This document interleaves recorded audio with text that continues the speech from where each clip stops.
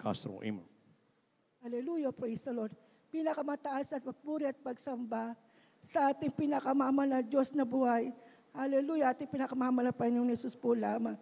Doble paggalang po sa ating mga magulang, sa ating mahal na Panginoong Jesus, ang ating Pastor Rudy Estrada Almeida, at ang ating assistant pastor na hindi natin malilimutang aral nila.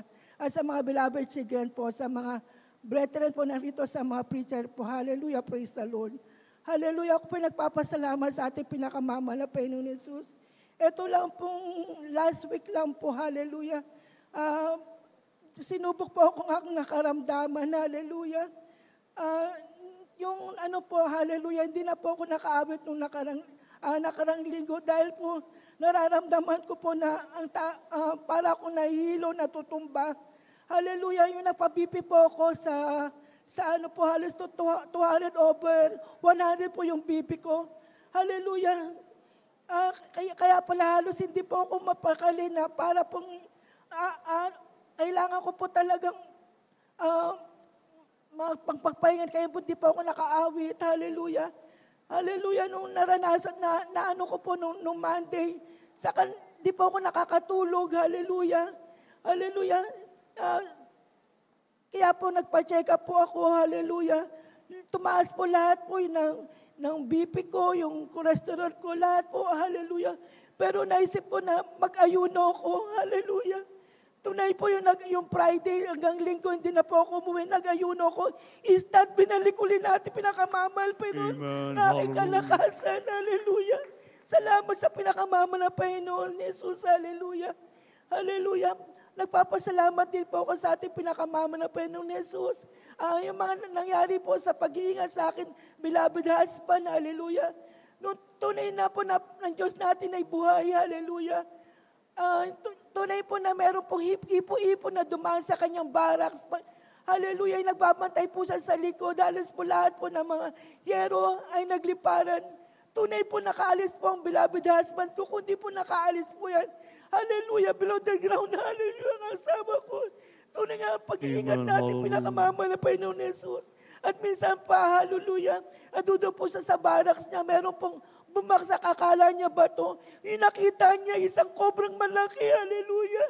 Tunay nga po, pinag-ingatin, bumaksak lahat, lumayo lang po sa kanyang harapan, hallelujah. Maraming salamat sa pag-iingat sa akin, mga loved ones, hallelujah.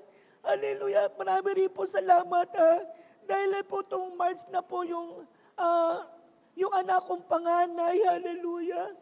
Tunay po na umalis po sa amin. Alis po, hindi po ako na maramdaman ko po yung nervous po. Hindi ko po alam kung ano pong gagawin ko. Hindi mo alam kung saan pong pumunta. Pero kabagan na mahal na Panginoon sa unang panalangin natin, mahal na Panginoon, pinag-ayuno ko rin po rin yun, hallelujah. Tuloy na nangusap sa kanya ang pinakamama na Panginoon na pinapabalik po siya, 3 beses po siya tinatawag ng mahal na Panginoon, bumalik ka na. Tunay po na nakabalik po yung anak ko, hallelujah. Amen. Thank you, Panginoon, hallelujah. At marami rin po salamat sa pag-iingat po sa anak kong pangalawa, hallelujah. Tunay po na bumaha po sa may index. Ako hindi siya maglalakad, may stranded po siya. Ang ginawa niya, nilakay niya, hallelujah. Hindi niya alam na pataas ang tubig hanggang dibdib, hallelujah.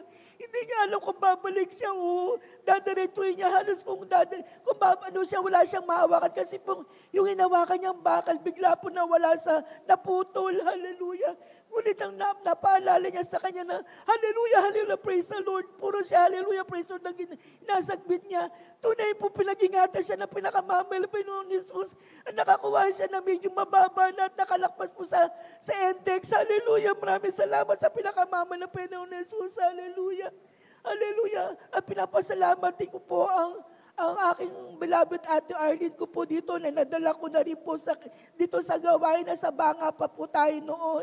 Alos po na binigyan ko siya ng replet. Sabi ko sa kanya na basahin mo yun, Ate Arlene, kasi halos isang buwan po siya na hindi nakakarinig kasi po yung tenga niya Sinundot niya na sinundot, tapos hanggang nagkadugo. Ang sabi ng doktor, dalawang doktor ang pinuntahin niya, sabi, busagado po yung indram niya. Kailangan po na magpa-hearing aid. Sabi ko, Ate Arlene, ito yung replace din o bingi dyan. Pinaparinig natin, pinakamama na po ni Jesus. Tunay po, hindi siya po nagdalawang isip, sumama po siya sa akin.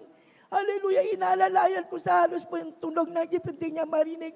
Pero na nasa banga po tayo, halos lahat ng pagpupuri maghapon, puro patoto naririnig niya. Hallelujah. Sabi ko sa kanya, magpabautismo ka. Hallelujah, nagpabautismo siya hanggang ngayon po, nakakarinig na rin po siya. Hallelujah. Hallelujah, hallelujah, hallelujah.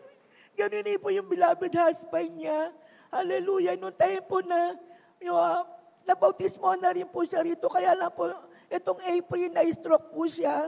Kaya lang po, noong time po na na-stroke po siya, doon po sa Balmed, sabi ng doktor doon, hindi makahinga, halos comatose nga po, lalagyan po daw ng tubo. Sabi ko kay Ate Arlene, huwag kang pumayag, kahit araw-araw ka pumirma ng waiver. Hallelujah, hindi kami pumayag, hallelujah. Yung mga natutubuhan doon, hallelujah, oras lang namamatay lang. Pero yung aking bayawi, hindi namin pinatubuhan. Hanggang ngayon kasama po niya, hallelujah. 1 taon at 6 na buwan na po siya. Kasama niya, ayun nga lang po, hindi pa rin po siya okay. Pero nakakakain na nakakaupo na rin po siya, hallelujah. Salamat din po sa mga worker na na-invite po namin sa bahay niya. Din po siya doon.